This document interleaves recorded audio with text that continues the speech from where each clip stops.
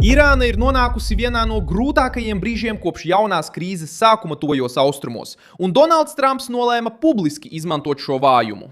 Paziņojums, kas šajā piekdienā, 2026. gada 24. aprīlī, dominē ziņu virsrakstos, ir tiešs. Savienoto valstu prezidenta ieskatā Teherāna ir haosā, bez skaidras vadības, bez vienotas vēsts un bez politiska spēka, lai ātri izlemtu par savu nākotni. Galvenais jautājums tagad vairs nav tikai jūra, kuģi vai šaurums. Galvenais jautājums ir vara Irānas iekšienē. Kurš pavēl, kurš ved sarunas, kurš atkāpjas, kurš kontrolē Islāma revolūcijas gvardi un kam ir reāla vara pieņemt vienošanos? Es tev to visu tūlīt pastāstīšu, bet tagad tu noteikti vēlēsies abonēt kanālu, lai turpinātu saņemt aktuālu informāciju reāla laikā, ar labāko žurnālistikas kvalitāti, kādu jebkad esi redzējis. Pēc uzticamības standarta Milsons Alves. Trumps apgalvoja, ka Irānai ir lielas grūtības noskaidrot, kurš ir tās līderis. Šī frāze tika izmantota kā politiska bumba pret Teherānu. Tas nav tikai izaicinājums, tā ir skaidra mēģinājuma pazīme parādīt pasaulei, ka Irānas režīms ir zaudējis to stabilitāti, ko vienmēr centās pārdot gan iekšēji, gan ārēji. Saskaņā ar Vašingtonas pausto nostāju pastāv konflikts starp stingrākajiem režīma sektoriem un grupām, kas cenšas iegūt cieņu kara, ekonomikas sabrukuma un startautiskā spiediena apstākļos. Attēls, ko Donalds Trumps uzbur, ir vienkāršs un spēcīgs. Irāna nav tikai spiediena apstākļos, tā ir dezorganizēta. Režīms, kas gadiem ilgi centās sevi pasniegt kā slēgtu, paklausīgu un gatavu stāties pretī jebkuram ienaidniekam, tagad šķiet sašķelts, lēns un apjūcis. Donalda Trumpa runa tieši šo punktu arī uzbrūk. Režīms, kas nespēja parādīt, kurš pieņem lēmumus, sūta vājuma signālu. Režīms, kas nespēja nosūtīt vienotu priekšlikumu, rada iespaidu, ka tas ir zaudējis kontroli pār pašu sarunu galdu. Un tieši tur krīze pāriet citā līmenī. Iepriekš Teherāna centās pārdot pretestības ideju, tagad tai jāpierāda, ka tai joprojām ir kontrole. Iepriekš tā draudēja saviem pretiniekiem. Tagad tai jāatbild, kāpēc tās vadība šķiet tik sašķelta. Iepriekš tā centās iebiedēt pasauli ar riskantiem gājieniem. Tagad pastāv iespēja paplašināt krīzi.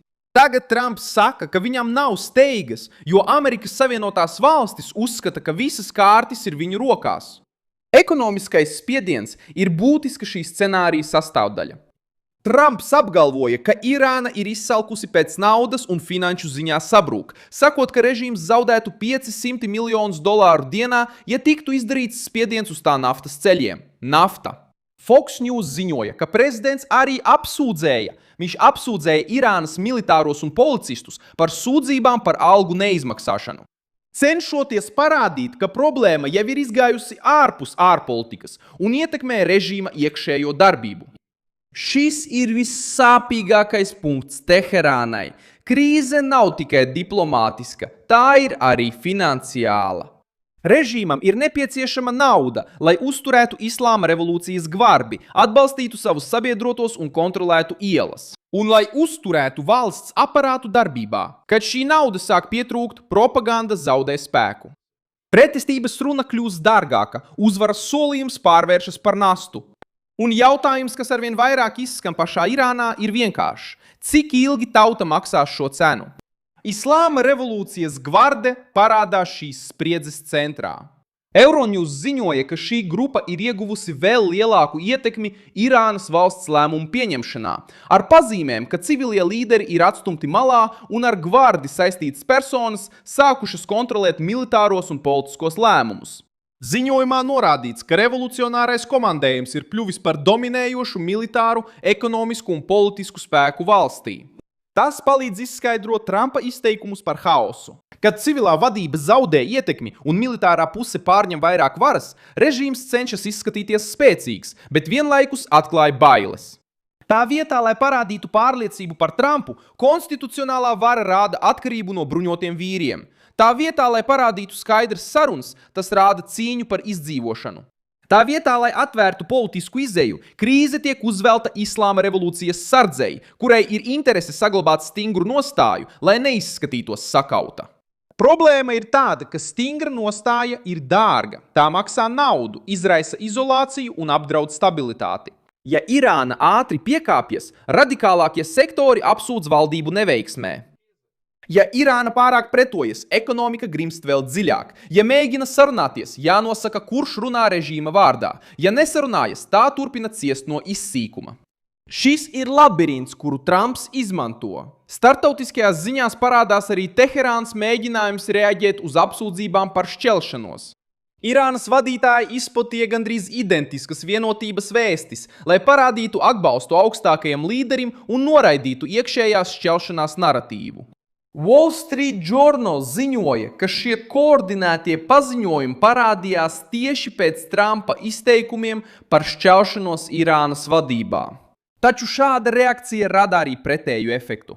Ja vairākiem līderiem jāatkārto gandrīz identiska frāze, lai apliecinātu vienotību, šaubas jau ir iesētas. Patiesa vienotība nav jāinscenē ar tādu steidzamību. Ja režīmam jāsteidzas paziņot, ka tas ir vienots, tas nozīmē, ka apsūdzība ir trāpījusi sāpīgi, un Trumps to zina. Viņam nav jāpierāda katra plaisa. Pietiek uzdot pareizo jautājumu īstajā brīdī. Kurš patiesībā valda Teherānā? Iran International publicēja, ka ekonomiskie spiedieni un iekšējās nesaskaņas varētu piespiest Irānas vadību atgriezties pie sarunu galda. Parastajiem irāņiem uzvaras ideja var būt mazāk saistīta ar ģeopolitiku un vairāk ar spēju izdzīvot ekonomiskajā sabrukumā, kas notiek viņiem apkārt. Un izdzīvošana ekonomiskajam sabrukumam, kas notiek viņiem apkārt. Informācijas kontrole ir kļuvusi par daļu no šīs cīņas. Iran International arī ziņoja, ka Irāna ir ieviesusi selektīvas piekļuves internetu modeli, kurā dažām nozarēm būtu brīva piekļuve, kamēr lielākā daļa iedzīvotāju joprojām būtu ierobežota. Izdevuma aptaujātie speciālisti to uzskata par mēģinājumu pārvērst kara laika pasākumu par pastāvīgāku digitālās kontroles sistēmu. Šis aspekts parāda režīma bailes. Kad valdība ierobežo informāciju krīzes laikā, tā ne tikai aizsargājas pret ārējiem ienaidniekiem, tā cenšas kontrolēt pašu iedzīvotājus.